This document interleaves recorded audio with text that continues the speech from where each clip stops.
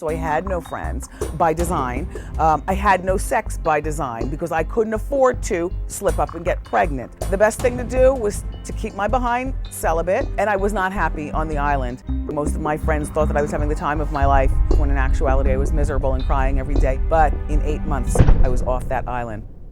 My first big break, well, I've had a few of them, but I feel as though none of them would have happened without the very first one. And the very first one was a radio job that I got myself. I found it in the back of a radio magazine at the Northeastern University Library, which is where I graduated from college. While everybody else is in there studying, I was in there looking for jobs because without an inheritance, I was on my own once I graduated. And I applied for several jobs, but the one that I took, because it was the only one that I got, was at a little radio station in St. Croix called WVIS. When I got my acceptance letter, it was such broken English, I never showed my mother and father or anybody else because I knew that my parents would say no and all of my friends would have been like hell to the no. I took the job sight unseen, graduated from college with a start date of 2 weeks after graduation. And when I got to the island, there were a few things that I already knew.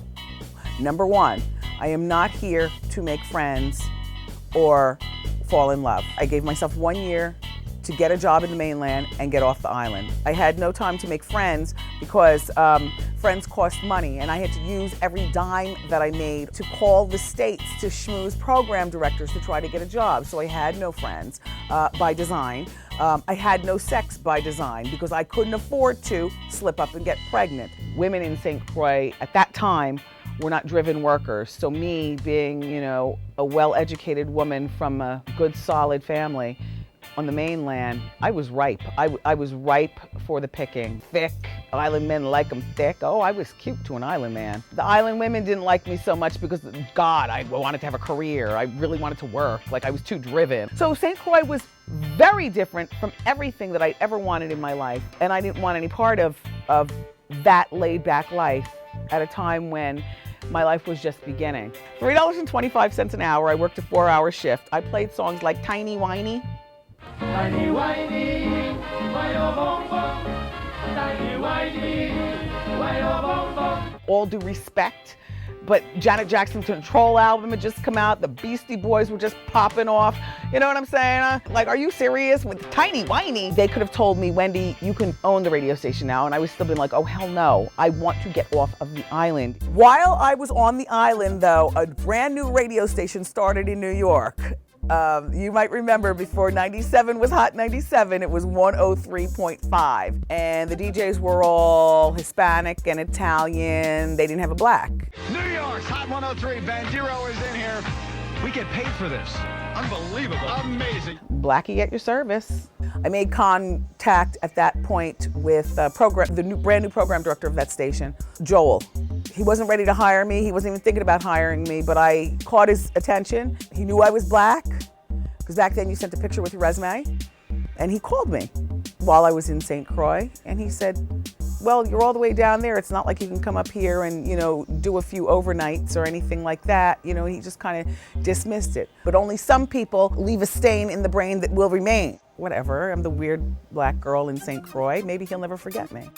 So 8 months after being in St. Croix, I secured a job in Washington, D.C., just 3 hours from New York, in my dream city. As soon as I got to D.C., I called Joel and I said, guess who it is?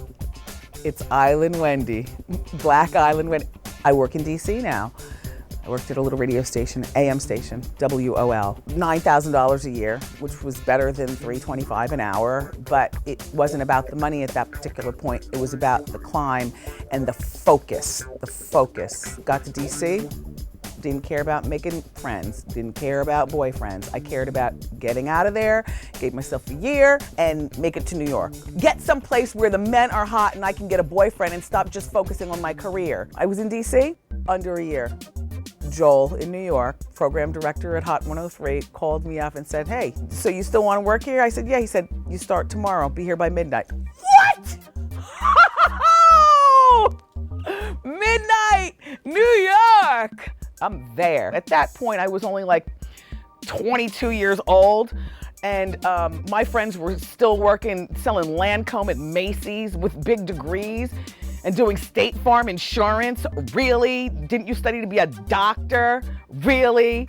So I was focused and I was on it. I hopped in my Subaru and drove up to Astoria. That's where the radio station was at the time, Astoria, Queens.